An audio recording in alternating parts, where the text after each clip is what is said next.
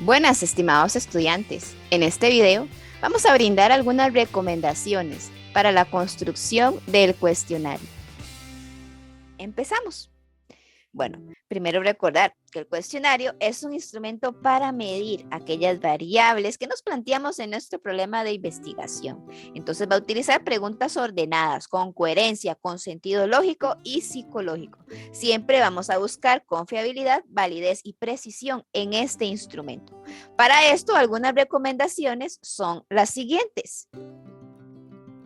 ¿Qué características debe tener una pregunta? Bueno, las preguntas tienen que ser claras, precisas y comprensibles para los sujetos encuestados. En este caso tenemos que tener claro a quién se lo vamos a aplicar para poder adaptarlo a esa población, ¿verdad? No es lo mismo que vayamos a aplicar el cuestionario a niños, por ejemplo, que a adultos mayores, ¿verdad? O a ciertos profesionales, dependiendo de los gremios. Entonces, hay que tener en cuenta eso. Deben evitarse términos confusos, ambiguos y de doble sentido.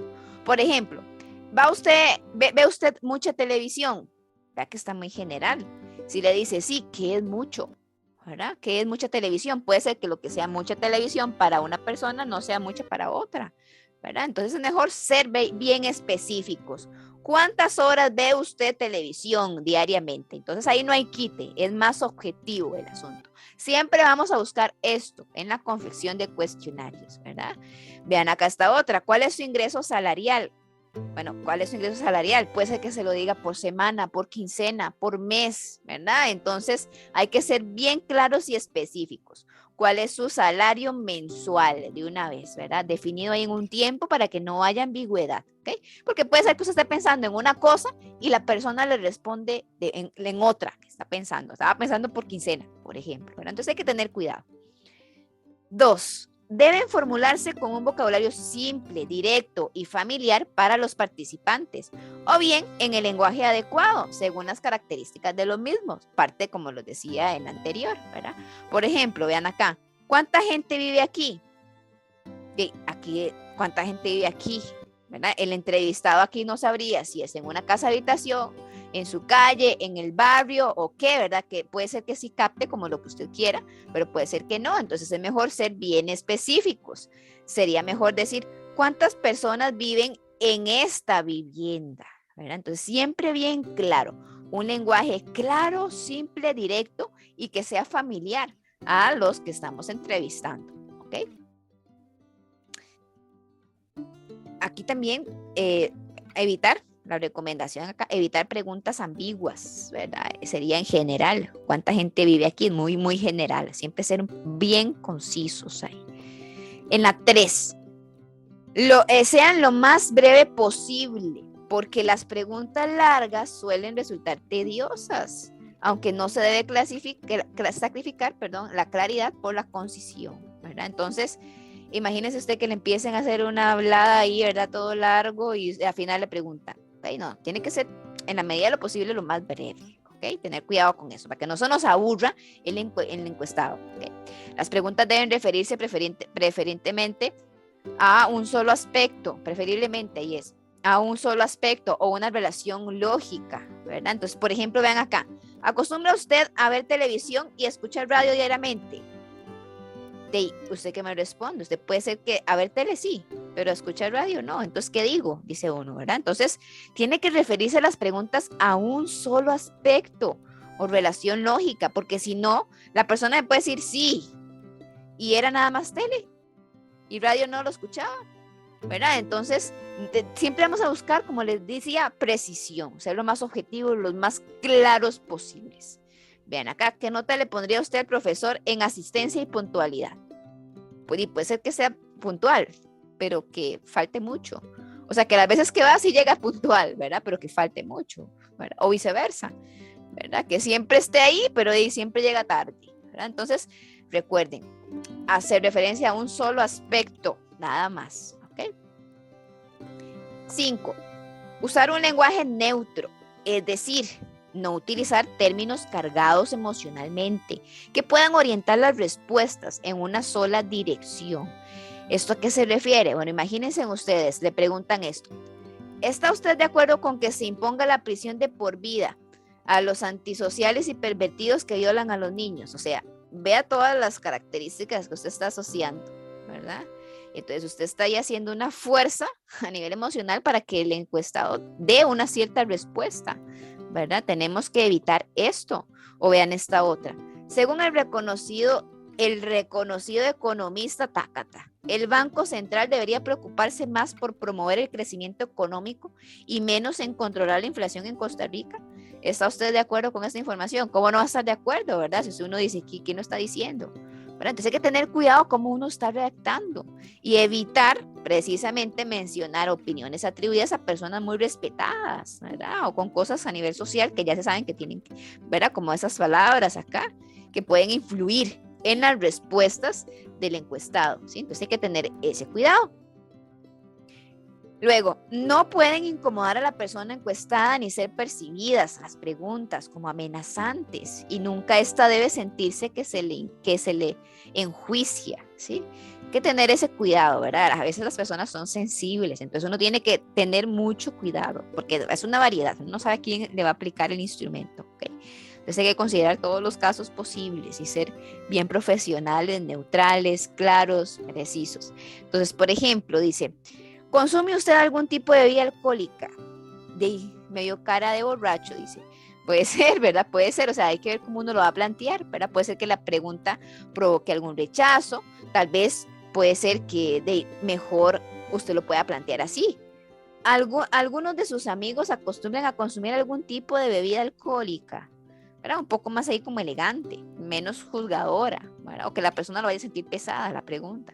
Y luego utilizar otro tipo de preguntas sutiles que ayuden a determinar si la persona consume algún tipo de bebida alcohólica, ¿verdad? O sea, no preguntar directamente usted, wow, usted, el tipo de bebida alcohólica que usa, y usted, pero yo ni tomo, ¿verdad? Entonces me está diciendo esto, ¿qué le pasa, verdad? Entonces puede ser que genere ese tipo de discursos y ya no nos daría más información, enojamos al encuestado y ya perdemos otra unidad estadística.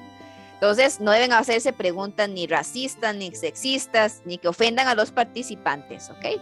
Recuerden siempre, no pongan incómodos a los participantes haciendo preguntas demasiado personales o que los haga desconfiar, pues, del proyecto, de su proyecto de investigación, ¿ok? A tener cuidado.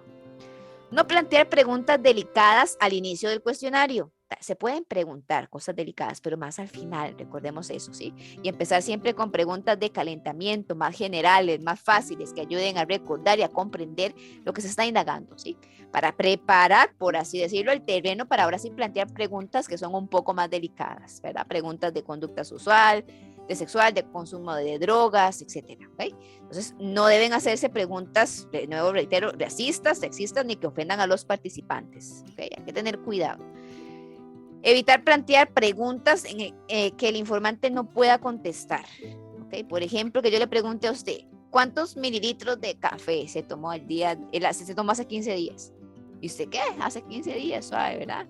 O sea, tenemos que preguntar cosas que la persona pueda responder. ¿Cuántas llamadas hizo usted la semana pasada, por ejemplo? Y usted que se va a acordar, ¿verdad? Bueno, puede ser que lleve un registro y que de casualidad lo tenga ahí todo, pero bueno, hay que evitar este tipo de preguntas, ¿sí?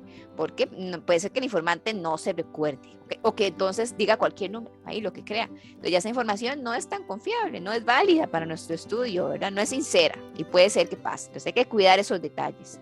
No omitir opciones en las preguntas, en las propuestas a preguntas. Por ejemplo, de 1 a menos de 3 horas o más de 3 horas y dejar por fuera la opción de 3 horas. Digamos, ¿verdad? Aquí, no sé, el número de horas que dedica a leer por día, por así decirlo. Entonces, de 1 a menos de 3 horas, más de 3 horas. Y si no, pero yo dedico 3 horas exactas.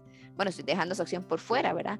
Hay que tener cuidado. Las preguntas, las opciones de preguntas tienen que ser exhaustivas. Y eso significa que todas las respuestas estén ahí, ¿verdad? Considerarlas, que las consideren todas, ¿ok? Y mutuamente excluyentes también, porque si imagínense que yo le diga de 1 a 3 horas y luego aquí de 3 a más horas, pues dice, ¿cuál de las dos es? ¿Verdad? ¿Cuál categoría? Bueno, hay que tener ese cuidado. Luego, las preguntas no habrán de inducir las respuestas, como ya lo habíamos dicho también, es decir, no deben ser intencionadas, ¿verdad? Como el economista, ¿verdad? Que nos decía, y usted como el economista piensa que, o sea, ¿verdad? Es igual. Los expertos han comprobado que el fumar es nocivo para la salud. ¿considera usted que el fumar afecta a la salud? ¿Verdad? Entonces ahí estamos influenciando. No deben ser intencionadas. Tenemos que evitar preguntas con respuestas que vengan así cargadas en una dirección más que en otra, ¿ok? Después, es conveniente evitar preguntas que nieguen el asunto que se interroga, porque puede ser que confunda, ¿verdad? Entonces es mejor siempre redactar de manera afirmativa, en positivo, ¿sí? Por ejemplo, ¿qué niveles de la estructura organizacional no apoyan el proceso de calidad? Mejor, ¿verdad? Decir qué niveles de la estructura organizacional apoyan el proceso de calidad. Siempre evitar la negación, ¿ok? O bien negaciones dobles, peor, ¿verdad? Porque aquí dice, ¿qué me están preguntando realmente? No, aquí, ¿no cree usted que no hay vida después de la muerte? ¿Verdad? Y uno tiene que leerla como 5 veces para tratar de entenderlo. Entonces tenemos que evitar ese tipo de preguntas para hacerlo más claro posible, porque al final lo que buscamos son datos de calidad, ¿verdad? Entonces las preguntas que realicemos son clave para eso. Luego dice, se debe evitar una pregunta influya sobre las posteriores, llamado efecto de contaminación. Por ejemplo, para entender esto bien, digamos que se pregunta, ¿tiene usted hijos?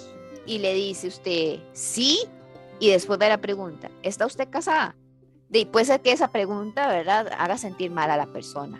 O diga, ¿qué le importa? ¿Verdad? Y empieza ya a tener una actitud un poco más ahí a la defensiva. Entonces, hay que tener cuidado en ese sentido, ¿verdad? De no hacer preguntas, ¿verdad? Que luego vayan ahí a contaminar el efecto, porque usted puede ser que le inventen, ¿verdad? De que está usted casada y que entonces como dijo que sí tenía hijos, si usted quiere quedar bien, entonces ya sí, ¿verdad? Yo estoy casada y al rato era soltera. Pero entonces hay que tener cuidado con ese tipo de preguntas. Bueno, en general, para finalizar, algunos criterios para un buen cuestionario de acuerdo a cada Trejos son: las preguntas deben ser comprendidas por las personas entrevistadas, tienen que ser claras, ¿verdad? Por todas las categorías de personas y de la misma manera. Las preguntas deben tener respuestas conocidas por las personas interrogadas. No, debe tenerse cuidado, ¿verdad? Cuando se le pide a la persona acordarse algo de memoria, o si no es el ámbito de esa persona, ¿verdad? Estar seguros de que construimos el instrumento para esa población. Las preguntas deben tratar de obtener respuestas sinceras, para eso el ambiente es clave, el orden, la secuencia con la cual las confeccionamos. Las preguntas deben sucederse en cierto orden. A veces la psicología de la entrevista no coincide siempre con la lógica del problema. Entonces ahí como investigador usted tiene que probar. Usualmente se hacen también plan pilotos en cuestionarios, se aplica a una cierta cantidad de personas pequeña y luego uno le introduce mejoras, ¿verdad? Para lograr mayor precisión con el instrumento. Eso también es válido. Y luego ya uno se lo aplica pues a toda la muestra o a toda la población. El cuestionario debe ser adaptado tanto en su forma como en su fondo a la codificación que será hecha después, ¿verdad? Ya después, cuando nos toque analizar, uno puede hacer ciertas modificaciones y codificar, como les había mostrado antes en otros videos, y facilita eso el análisis, ¿ok? Son recomendaciones generales. Con eso terminamos. Espero que haya sido productivo. Muchas gracias por su atención.